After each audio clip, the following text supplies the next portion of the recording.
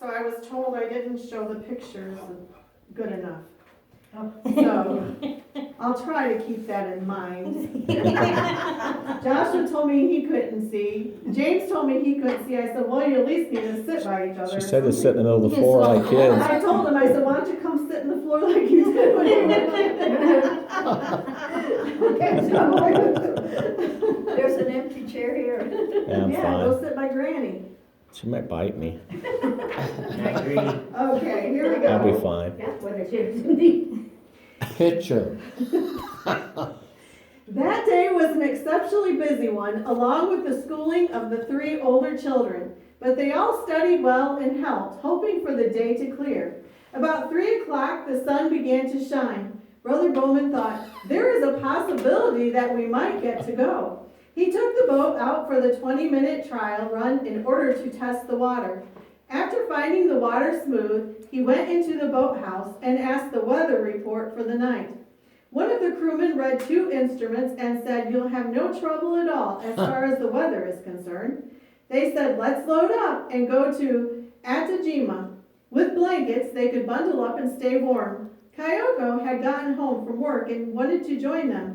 She, the 6 Bowmans, another Japanese Christian worker, Masaru Fujioka, and 2 friends from the Navy, Bob Hatcher and Herb Christensen, loaded on the boat. Sister Bowman was excited about taking her accordion and teaching some Christian songs to the children on the island.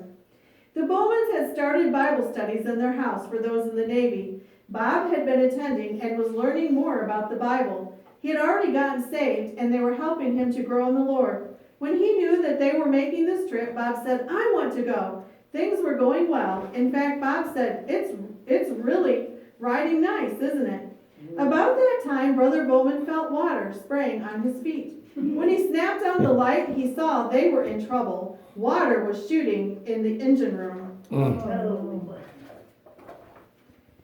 They began bailing water. 3 of the men were there with buckets, trying to bail the water, bucket after bucket, the best they could.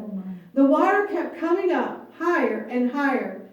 Later they found out that there was a problem with the way the rudder had been made. Water was going in the exhaust pipe. At first it was coming up around their ankles, then their knees, and then their waists. As the one end of the boat filled with water, it began sinking lower. Bob, being experienced in the Navy, thought quickly and yelled, get your life jackets on! Everybody, get your life jackets on! Immediately, Sister Bowman grabbed the life jackets and started putting them on the children. Knock out the front windows! Everyone head for the front of the boat! The back is already underwater! By this time, the engine was nearly covered with water and was soon flooded out. Their hearts were just racing. Racing! They could hardly think. Masaru, Bob, and Herb were wonderful swimmers. They could hear a freighter about 200 yards away. Bob was on top of the cabin, and Herb was running the light switch, sending an SOS in the air. They were trying to get the attention of the freighter. They realized with horror they couldn't get the other boat's attention. It went on by. Someone hollered, does everyone have on their life jackets? Sister Bowman realized that she had forgotten hers. They were all clinging to the front of the boat. Sister Bowman was trying to hold the children from falling off into the water as the boat was so full that it was rocking from side to side. Trembling, she put her life jacket on seconds before the boat capsized. With one arm, Sister Bowman held the baby, and with the other arm, she was trying to keep Gary from being sucked down underneath the boat. Brother Bowman was still in the cabin, trapped underwater. He thought it was the end. Then he managed with one last struggle to crawl through the window, and within minutes was at their side. Now, we're all together, thought Sister Bowman. Then she realized that Joel, her 6-year-old, was missing. She screamed, Joel is still in the boat! Bob dove into the water and went underneath the boat and rescued the boy. Wow. He brought Joel and handed him to Herb. He did artificial resuscitation on him. Sister Bowman's heart calmed when she heard Joel call, Mommy, Mommy!